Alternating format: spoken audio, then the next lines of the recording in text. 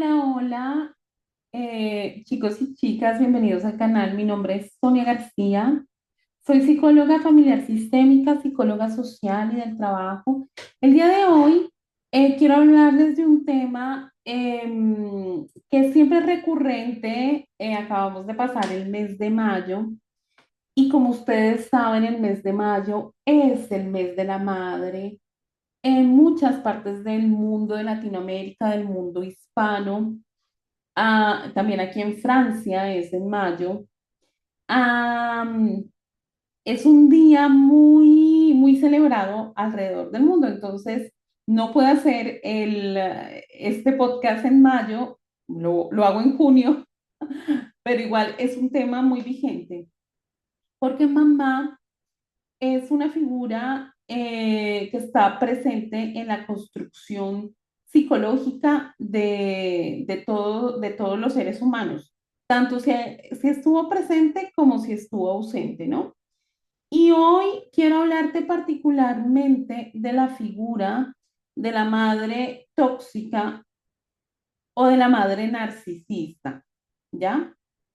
A ver, aquí quiero...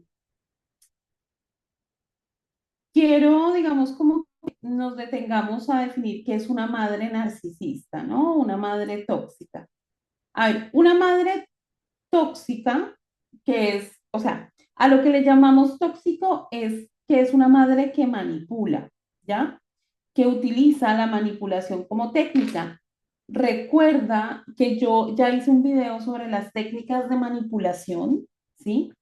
Si no lo has visto, por favor, te pido que lo vayas a ver porque es un video muy interesante para descubrir si una amistad, si una pareja, si una relación con algún familiar es tóxico, ¿ya? Entonces, si yo quiero saber si mi mamá es tóxica, pues voy y veo el video sobre las técnicas de manipulación, ¿ya? A ver, o sea, todos manipulamos. Lo que pasa es que hay manipulaciones de manipulaciones. Hay manipulaciones sutiles que se parecen más a la persuasión. La persuasión es convencer, ¿no? Es como convencer con argumentos para lograr un bien mayor o para hacerle un bien a la persona, ¿no? Por ejemplo, que un médico convenza a una paciente para que se haga una cirugía que necesita y esa paciente no se la quiera hacer, o una médica que quiera convencer a su paciente de hacerse esa cirugía. En ese caso hablaríamos de persuadir, ¿sí? Y hay manipulaciones que son inconscientes, entonces la persona no se está dando cuenta que está manipulando. Pero a grandes rasgos, que sea una madre que manipule, que sea una madre narcisista, y del narcisismo yo ya he hecho algunos videos, ¿no?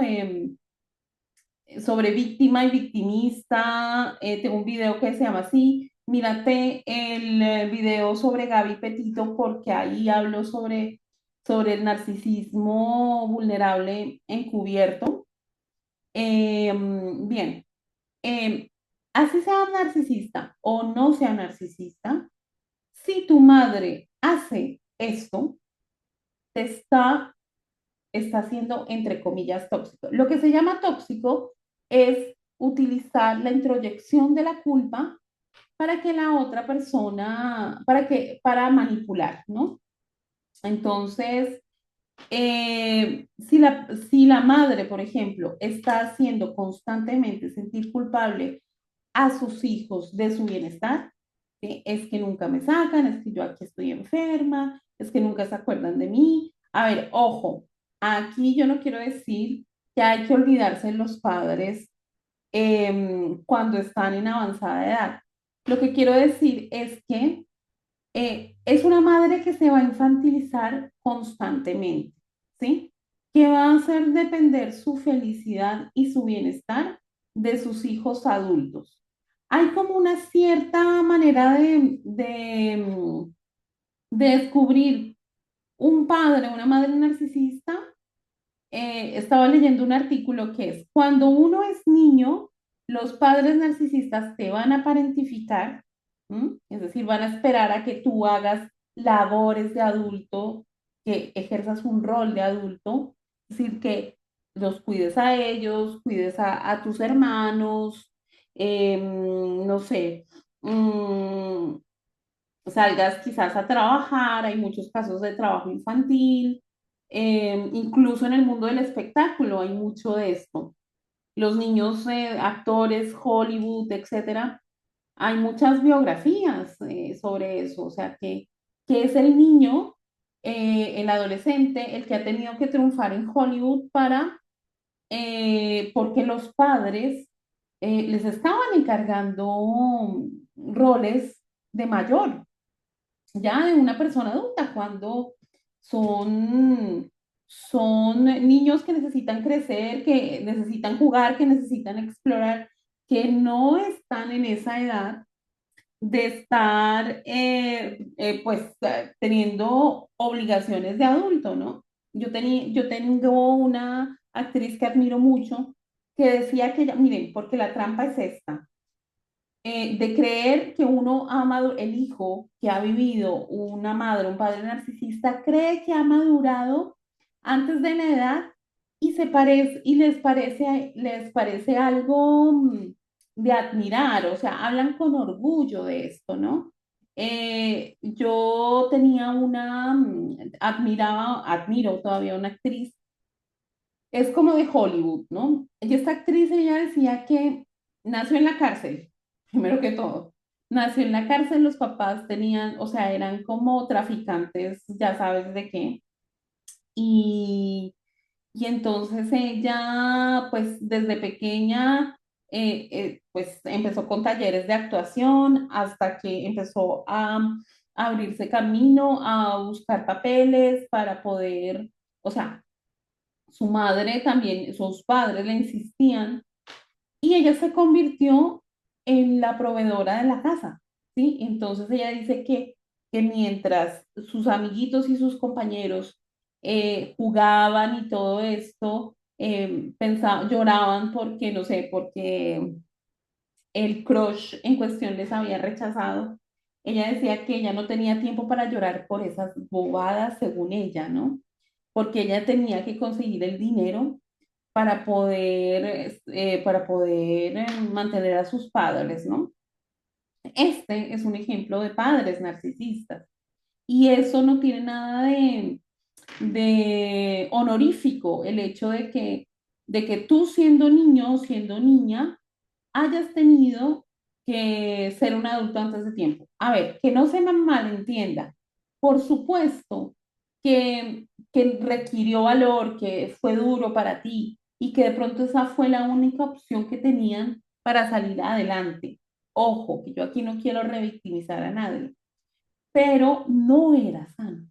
No es sano. Eso no es, en ningún universo es sano que los padres parentifiquen a los hijos, ¿ya?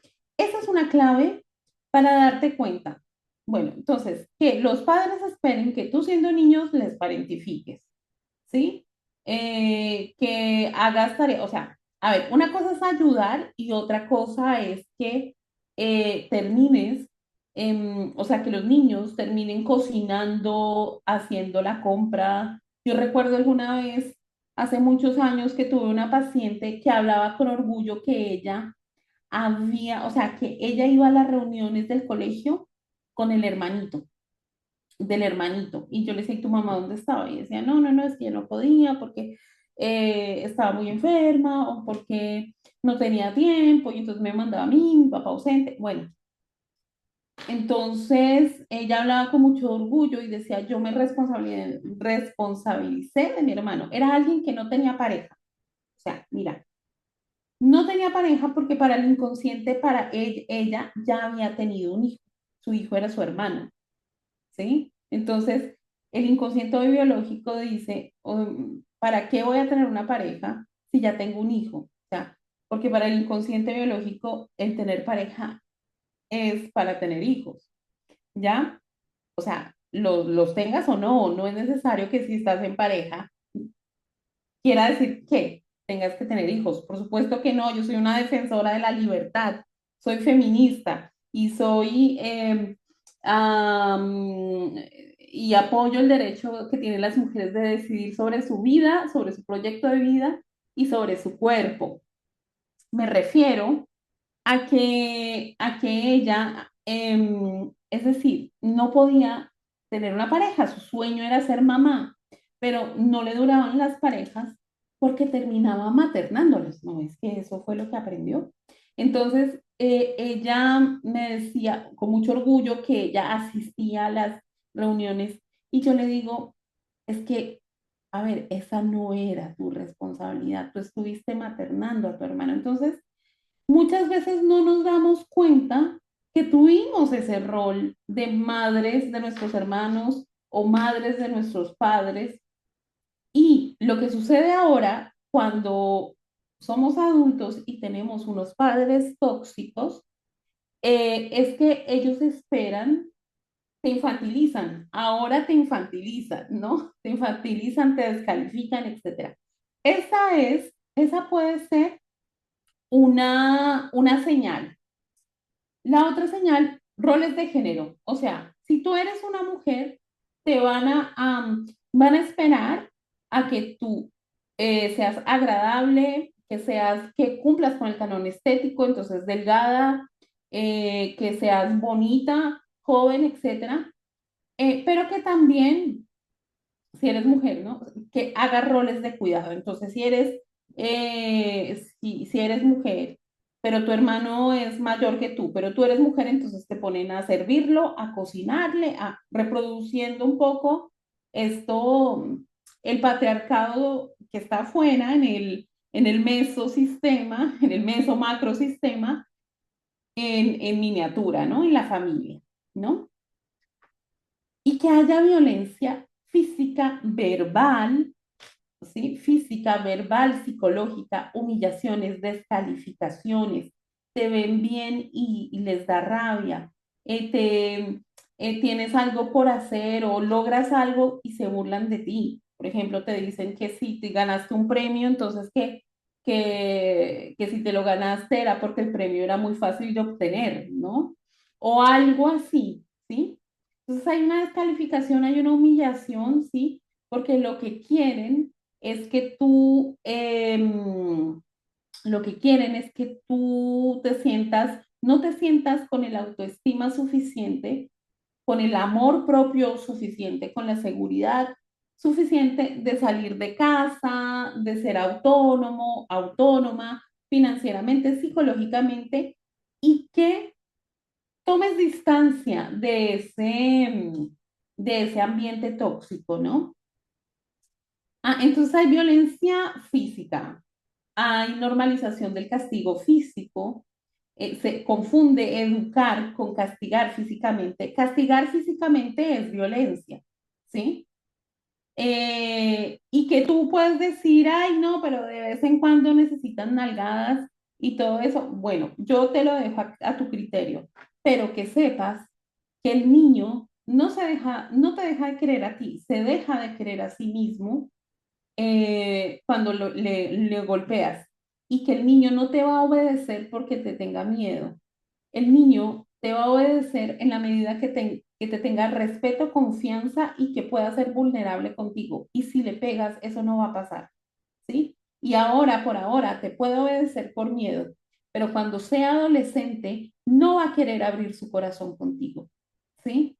No va a querer, te va a ver como alguien del que se tiene que proteger, ¿sí? Entonces no te va a contar cosas, lo vas a poner más en peligro. Y además, a la larga, la violencia genera trauma.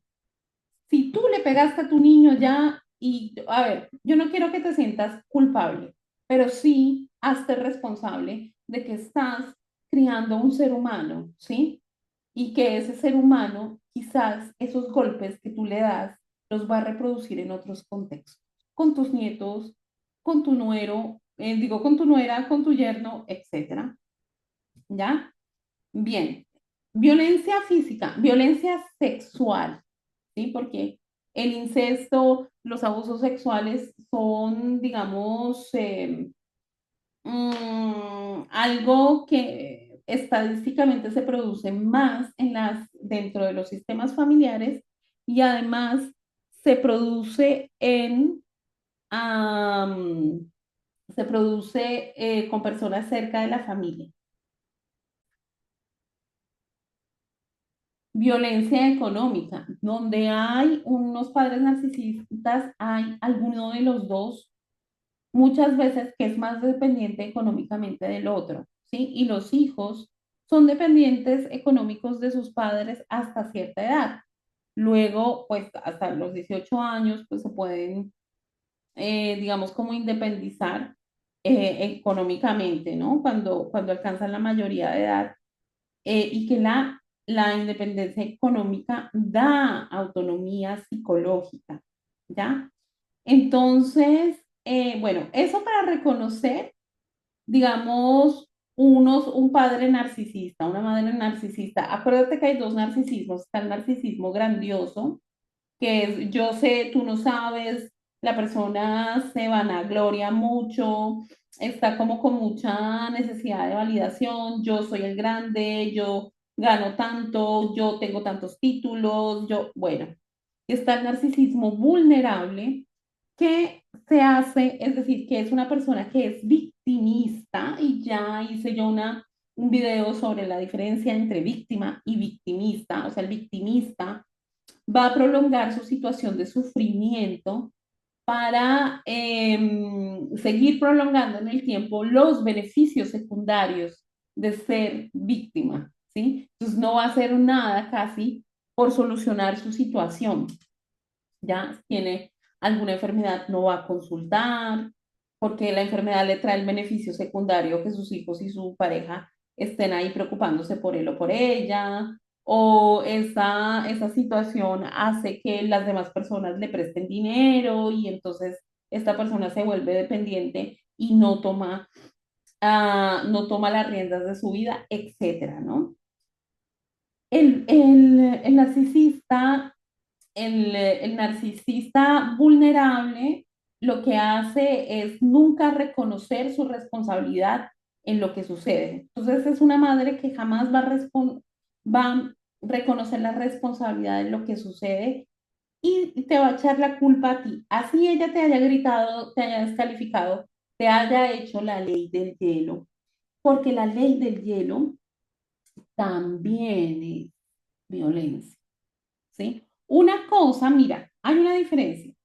Una cosa es cuando tu madre o tu padre te dicen, mira, necesito un momento, estoy muy exaltado, creo que si seguimos hablando te voy a ofender, te voy a lastimar, entonces prefiero darte un tiempo y regresar, ¿no? Eso es distinto, ¿sí? A, es distinto a hacer ley del hielo deliberadamente. La ley del hielo es una herida de humillación muy grande, muy grande. O sea, es maltrato psicológico, ¿sí? Porque no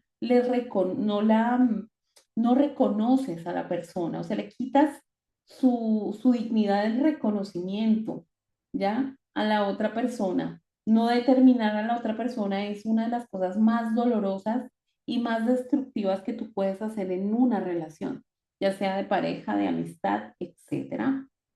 Y es una estrategia pasivo-agresiva, que no por pasiva es más suave. Muchas veces lo pasivo-agresivo es más doloroso, es más violento.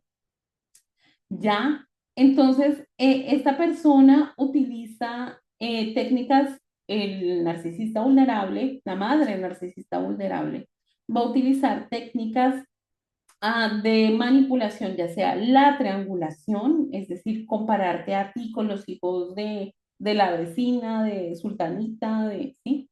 O compararte entre sus hijos. Y aquí opera el divide y reinarás. O sea que te va a hablar mal de una de tus hermanas o uno de tus hermanos, eh, haciéndose la víctima para que tú te pongas de parte de ella contra tu hermana, contra tu hermano, ¿sí?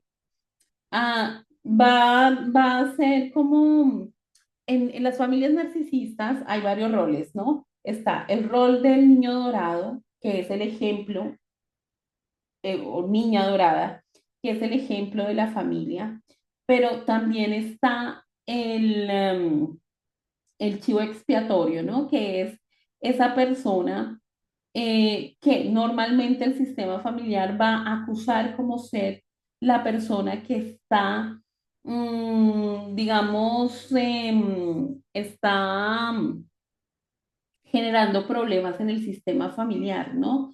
Que es el que tiene la culpa de todo, ¿sí? El chivo expiatorio. Y muchas veces el chivo expiatorio es la persona más sana, porque se da cuenta de la violencia sutil, porque pone límites, porque se aleja, pone distancia emocional, porque está haciendo procesos de sanación, ¿sí? Porque ya no se deja parentificar, porque se pone como prioridad y eso no es egoísmo, eso es amor propio. Y entonces, usualmente la oveja negra es la persona que, que quiere sanar, que quiere hacerlo diferente, ¿no? Habrán ovejas negras que es por su síntoma, que es por su patología psicológica o comportamental, porque tienen una adicción, alcoholismo. Ese es otro tipo de oveja negra, entre comillas, pero es una metáfora como es la persona síntoma, se llama. La persona síntoma. La persona síntoma va a ser la manifestación de todo un sistema familiar, de toda una patología del sistema familiar. De pronto, la persona adicta es adicta porque porque la adicción la ha usado como una estrategia de afrontamiento para poder seguir viviendo después de un trauma, después de que su papá haya abusado de él, por ejemplo, o haya abusado de ella. Miren, hay un caso que yo tendría que hacerle el análisis a ese caso, yo creo. Es el caso de los hermanos Menéndez. Vean, está la serie en Netflix. Es un caso muy interesante. O sea, después de ese documental tendrías que verte una película de risa que te haga reír, porque la verdad es un caso pesado, ¿no? Es un caso que sucedió en 1989 mm, en Estados Unidos, no sé si, no sé, no recuerdo si era en California. Una familia acomodada económicamente, que era narcisista, eh, los hijos de 21 y 18 años mataron a sus padres, a los dos, ¿sí? A Jorge Menéndez y Kitty Menéndez. Los hermanos, no sé cómo se llama Eric, y el otro no me acuerdo cómo se llama, el mayor. Ah, y era porque su padre abusaba de ellos, ¿no? Bueno, ahora estos muchachos entonces son unos señores y la madre lo sabía, la madre encubría eso. Entonces, una persona que encubre, porque él era narcisista grandioso, ella era narcisista vulnerable, pero era facilitadora del abuso de él a sus hijos, ¿no? Cuando alguno de sus hijos le dijo, mi padre nos ha abusado todo desde niños, etcétera, la reacción de ella es decir, sí, yo lo sabía, yo estoy, o sea, como que le quiso dar a entender que estaba del lado de su padre, ¿no?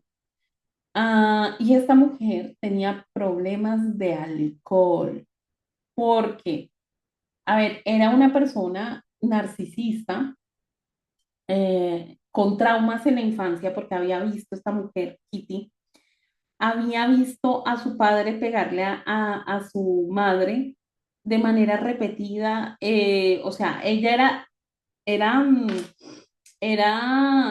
a ver, ella es testigo de violencia, ¿sí?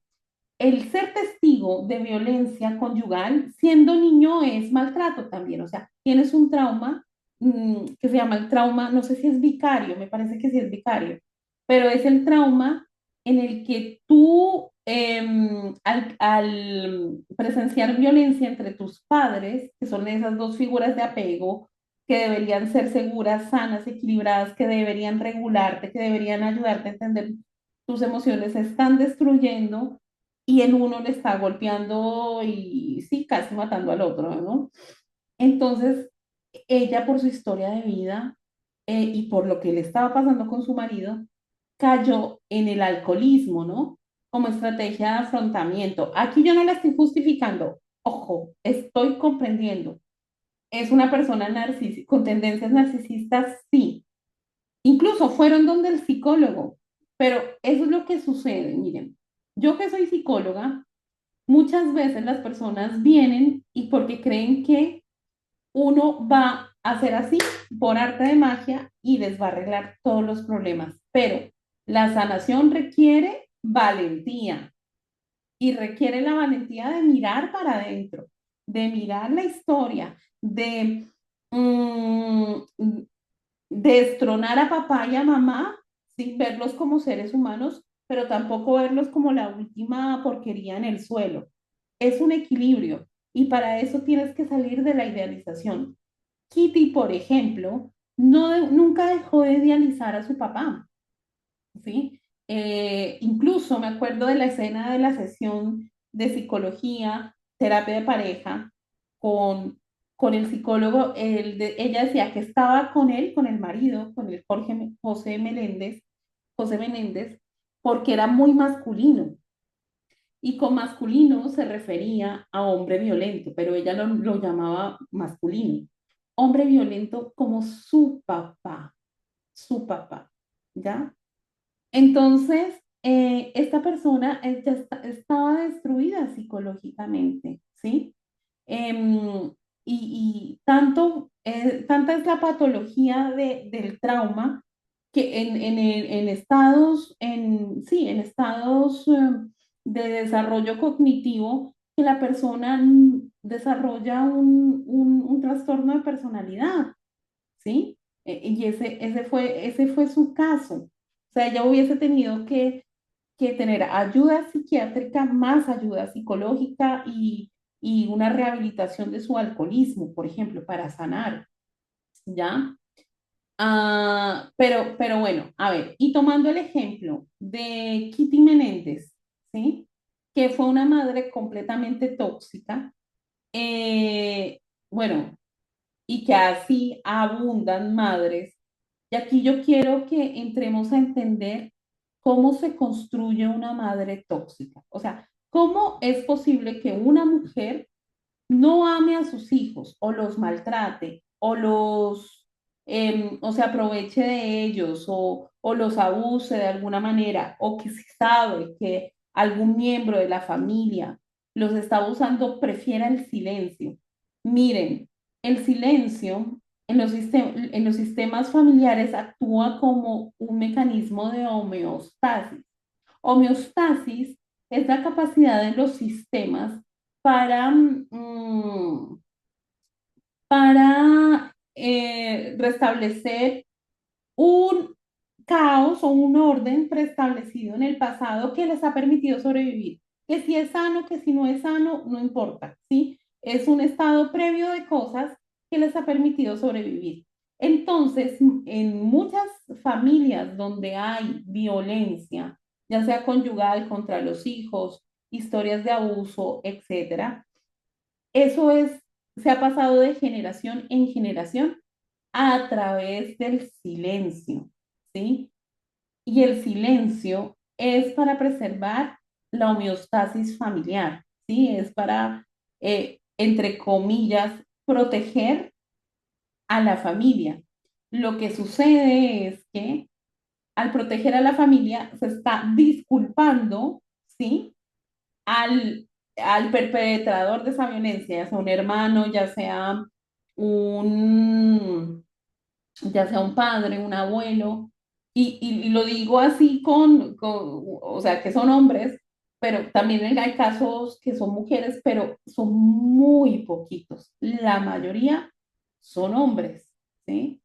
Eh, y y entonces, pues están todos estos mandatos de que los trapitos sucios se lavan en casa, de que, ¿sí? Para preservar. Y eso opera contra la persona abusada, ¿sí? O sea, es revictimizar a la persona que ha sido abusada, porque es como hacerle un gaslighting, es decirle, lo que te pasó nunca sucedió, ¿sí? Te lo inventaste tú.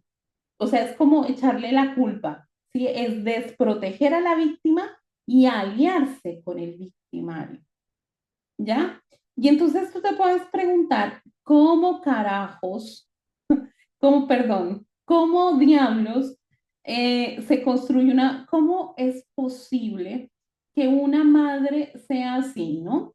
Y aquí voy a entrar a hablar del patriarcado. Sí, me estaba demorando en hablar del patriarcado, iba a decir, otra vez el patriarcado.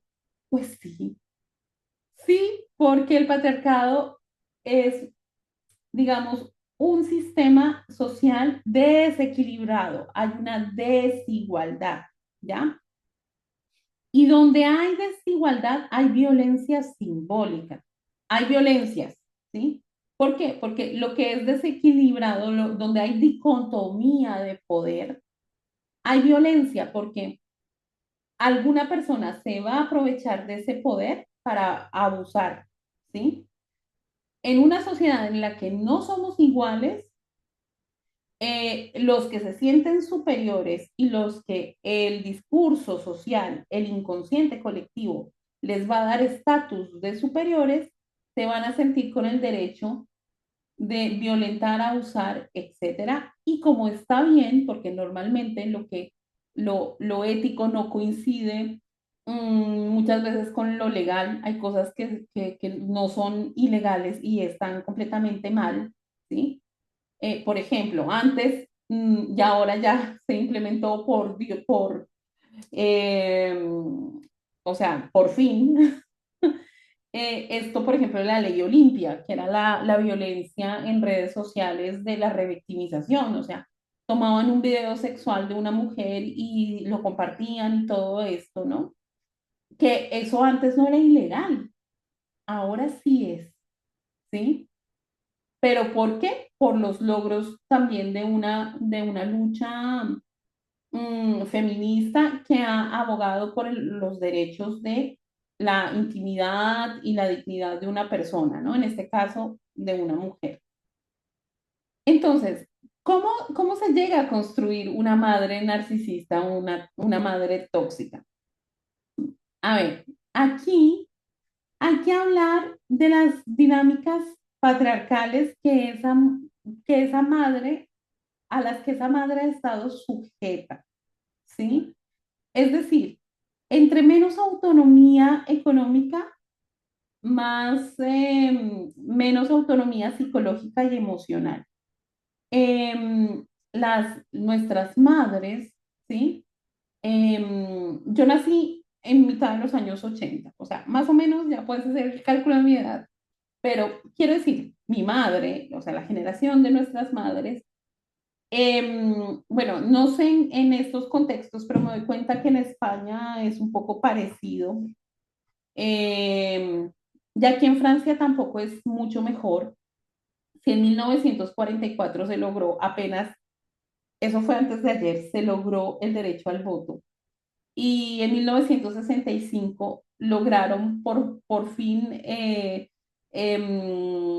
firmar cheques y tener salarios y tener su propio dinero sin autorización de su marido. 1965, por favor. Eso fue ayer. Eso fue ayer por la mañana, ¿sí? Am, entonces, eh, es decir, han sido mujeres que no han tenido ni autonomía económica ni autonomía psicológica. La autonomía psicológica es un derecho, es libertad, ¿sí? Y me vas a decir, ¿qué carajos es eso de autonomía psicológica? Te lo voy a explicar. Mira, el hecho de que nosotras las mujeres hayamos estado por siglos, ¿no? Y muy así, porque esto ha sido así en la historia y periodos en los que hemos tenido más derechos y otros periodos en los que hemos tenido menos derechos. Pero la ley napoleónica mm, nos quitó muchos derechos a las mujeres, ¿sí? O sea, nos puso de dependientes en Francia al marido, al padre y al marido. Entonces eso hace que haya una desigualdad. que sea el hombre el que tenga derecho a todo, ¿sí? Al dinero, al acceso al dinero, al trabajo, a todo, y que la mujer no tenga derecho a nada. Entonces es como la mujer se vuelve una propiedad del hombre, ¿ya? Eso en siglos y en décadas pasadas. Y me vas a decir, ¿y eso qué tiene que ver en que una persona, una madre se vuelva tóxica? Tiene todo que ver, todo, todo que ver. Es decir, eh, em, en la generación de mi madre, por ejemplo, eh, ellas tenían que ser madres sí o sí, nadie les preguntaba si querían o no querían. La que no quería, mejor dicho, se la trataba de egoísta y de ahí no la bajaba, ¿no? Que eso sucede ahora también, o sea, la cosa no es que no haya cambiado mucho, pero había un mandato en el que si se sale de la casa, se sale casada o sí casada y te voy a hablar de la familia de mi madre, así como para que me entiendas. En la familia de mi madre, la mayoría son mujeres y hay dos hombres. Y a los hombres sí tenían el derecho de terminar sus estudios e irse de casa y salir a trabajar. Las mujeres no. A las mujeres les decían que tenían que salir de blanco, casadas, de su casa, ¿sí? Irse a vivir solas, eso no. Eso era pecado y lo demás, ¿no? Por un contexto también bastante católico, ¿no? Que también la religión, bueno, no me voy a poner acá a hablar de religión, pero sabes, no es ningún secreto, que la religión tiene un gran contexto, un gran ingrediente patriarcal, ¿no? Ya sabes, con el Vaticano y el Papa y etcétera. Bueno, y espero que este video lo dejen en YouTube. Pero bueno, es eso. Entonces, es decir, tenían este mandato de salir casadas y ser madre, no se lo planteaban, o sea, ni siquiera lo pensaban. Era como que es como una niña que sabe que en la pubertad le va a llegar la regla. Era una cosa así, ¿ya? Eh, y esto, mira, en el ciclo vital de un ser humano, de entre nacer, entre después, ¿no? O sea, de la edad escolar y cuando el adulto, cuando el adolescente se vuelve un adulto joven, hay una etapa que los hombres siempre han tenido, pero las mujeres no, que es la etapa de adulto emancipado, que es una etapa donde se decide qué hacer, donde se decide qué es lo que quiero hacer de mi vida, si me quiero casar, si me quiero, en qué quiero trabajar. Eso los hombres no han vivido, han salido de su casa mucho más fácil, ¿ya? Las mujeres han pasado históricamente de las manos del padre a las manos del marido. Y entre medias no ha habido nada de un tiempo en el que hayan podido viajar, en el que, o sea, estoy hablando de décadas anteriores, ¿sí? Estoy hablando de madres, abuelas y más atrás. Entonces, esto las dejaba sujetas a, y ser vulnerables de violencia, ¿sí? Al no tener recursos económicos, porque no cultivar una carrera, al no, al volverse dependientes de un hombre, etcétera, se vuelven pues vulnerables a la violencia, ¿ya? A la violencia, el hecho de no poder decidir, etcétera. La maternidad en este contexto, no estoy diciendo que la maternidad sea mala, ojo, en el contexto en el que estamos, en el que a la mujer es la mujer muchas veces, la mayoría de veces, la que tiene que sacrificar su carrera profesional y, y sus ingresos para poder cuidar del bebé, que está muy bien por el bebé, o sea, yo no estoy en contra, a ver, vamos a ver, que sería bueno que el padre también tenga esas licencias, el mismo, el mismo tiempo que tiene la madre para cuidar a su bebé, pero no, la licencia del padre es mucho más corta. ¿sí? Entonces eso le manda un mensaje a la mujer que es ella la mayor responsable del hijo.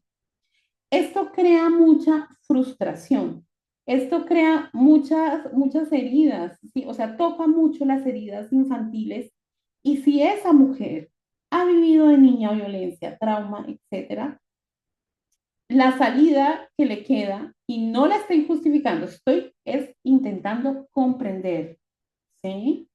Estamos intentando comprender. Eh, toda esa frustración, miren, hablando de Kitty Menéndez, ella fue reina de belleza, o sea, es que esta es la trampa de la feminidad que nos exige el patriarcado. Nos pone como una lista de todo lo que tenemos que hacer para que nos amen, nos acepte, etcétera. Que ser bonitas, que ser madres, que ser delgadas, que conseguirse un marido rico. O sea, ella, te estoy hablando de ella, que es una mujer de los años 50 en Estados Unidos, ¿no? Fue reina de belleza, se consiguió este marido pudiente que lo criticaron por cubano, ¿no? Su familia casi no lo quería aceptar, pero como tenía dinero, entonces, ¿no? Ah, y, o sea, creyó que así iba a ser feliz, ¿ya? Pero se dio cuenta con que la maternidad, porque o sea, era una maternidad completamente desigual. Él se iba, él trabajaba y ella era ama de casa, ¿sí? Él se iba, trabajaba, le era infiel, la maltrataba, maltrataba a sus hijos, abusaba de sus hijos. Entonces, su trauma, su patología, la hizo encubrir, sí, ella misma, también hay o sea, porque el trastorno de personalidad no es un trastorno es decir, hay una voluntad ahí. Entonces, ella decidió también proteger a su marido contra sus hijos, ¿no? Pero mira que hay como todo un trasfondo en el que el sistema patriarcal ha intervenido, o sea, ha sido violento con ella, ¿sí? Muchas veces eso es lo que le ocurre a nuestra madre. Así se construye una madre narcisista. Una madre narcisista es una manifestación de este sistema desigual en que las mujeres no han tenido derechos, en las que han estado sometidas a violencia económica, a violencia psicológica, se las ha presionado para ser madres aún no queriéndolo. ¿Mm? Am, o digamos, han perdido a sus madres porque han estado dando a luz a otros de sus hermanos, etcétera. Antes, sabes que dar a luz podía poner en peligro la vida de una mujer, ¿no? Etcétera. Entonces, es decir, la madre narcisista ha sido también profundamente violentada.